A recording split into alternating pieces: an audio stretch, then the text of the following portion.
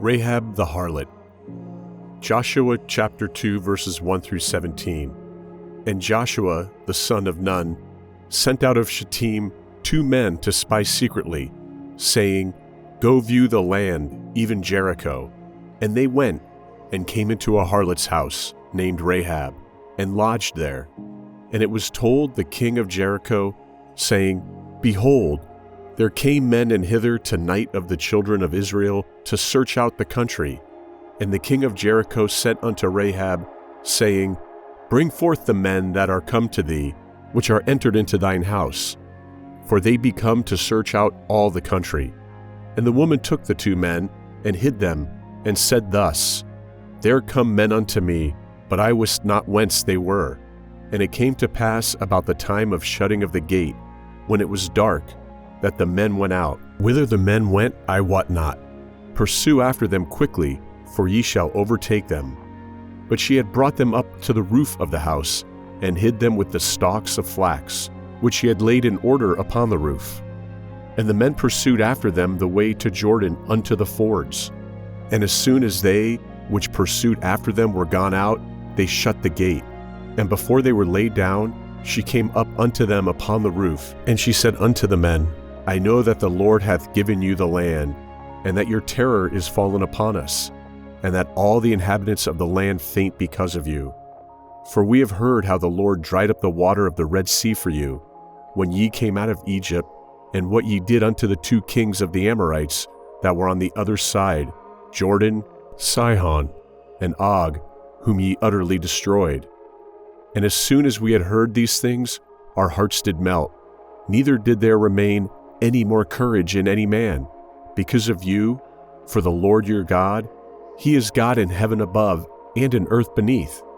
Now therefore I pray you, swear unto me by the Lord, since I have shewed you kindness, that ye will also shew kindness unto my father's house, and give me a true token, and that ye will save alive my father, and my mother, and my brethren, and my sisters, and all that they have, and deliver our lives from death. And the men answered her, Our life for yours, if ye utter not this our business. And it shall be, when the Lord hath given us the land, that we will deal kindly and truly with thee.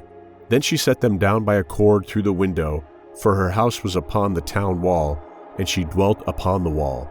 And she said unto them, Get you to the mountain, lest the pursuers meet you, and hide yourselves there 3 days, until the pursuers be returned, and afterward may ye go your way. And the men said unto her, We will be blameless of this thine oath, which thou hast made us swear. When the Israelites were preparing to enter the land of Canaan after the death of Moses, Joshua sent spies from Shittim to Jericho. And here we are introduced to a harlot, Rahab. And there are those who attempt to make Rahab more presentable and clean up her reputation. Therefore, they describe Rahab as an innkeeper rather than a harlot. The reason for this is because in Matthew, we see the genealogy of Jesus the Messiah, and amongst all the names that are there, we find Rahab. However, the Bible is clear. Rahab is not an innkeeper or a businesswoman. Simply put, Rahab was a prostitute, a, quote, lady of the night. Both the Hebrew term zana and the Greek word porn used to describe her mean, quote, prostitute, a woman who offers herself to men. Now I want you to understand something about Rahab. She was a woman of faith. In verse 10, she tells the 2 spies that she had heard of the God of Abraham, Isaac, and Jacob. She had heard how the Lord dried up the water of the Red Sea. She had heard of what the children of Israel had accomplished against different kings during the period of Exodus and conquest. She had heard and believed of the God of Moses, and although she lived in Jericho, which was a city of darkness and evil, she chose to believe in the one true God. I am sure that Rahab would have not been the only person in that city who would have heard of the God of Abraham, Isaac, and Jacob, yet only Rahab had believed. Hebrews chapter 11, verse 31. By faith the harlot Rahab perished not with them that believed not, when she had received the spies with peace.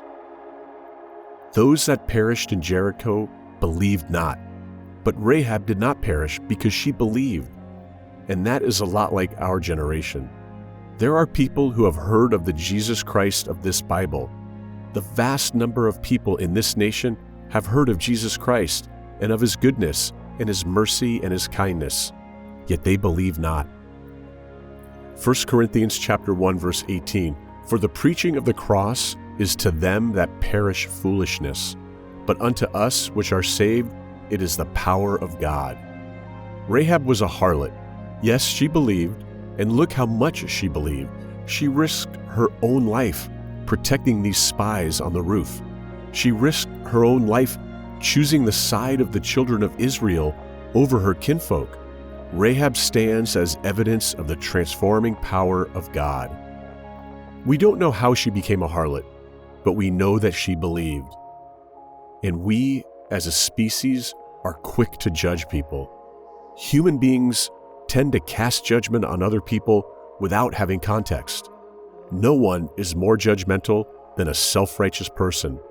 Don't be so quick to judge people. You don't know where that person comes from. You don't know the life that person has lived.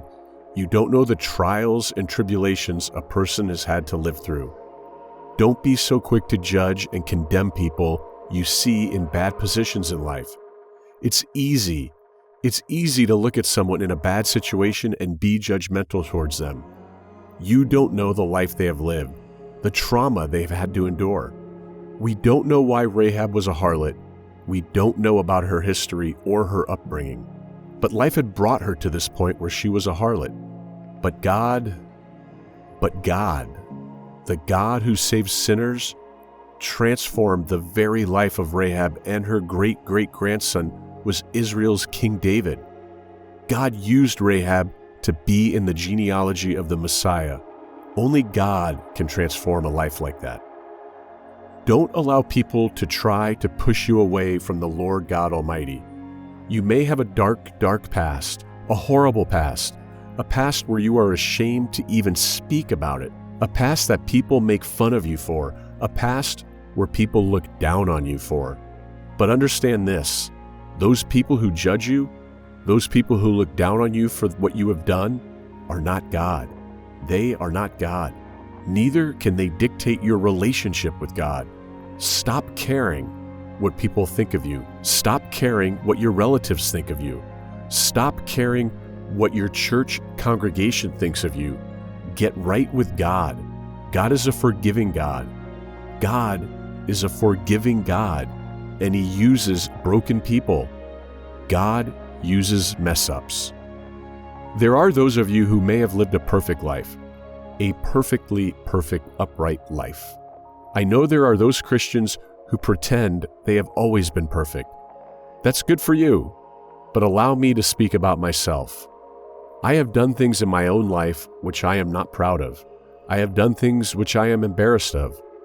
What brings me comfort is that God uses imperfect people. Moses killed a man. David committed adultery and killed a man. And Rahab was a harlot. Come to Jesus today. No matter how many times you have failed, no matter how dark your past is, come to Jesus today. You may be an 83-year-old man or woman who has wasted their life away in sin. You may be a 90-year-old person who has come to the end of their life, and you finally see that you have been deceived by sin and all its filth. Come to Jesus. He won't turn you away.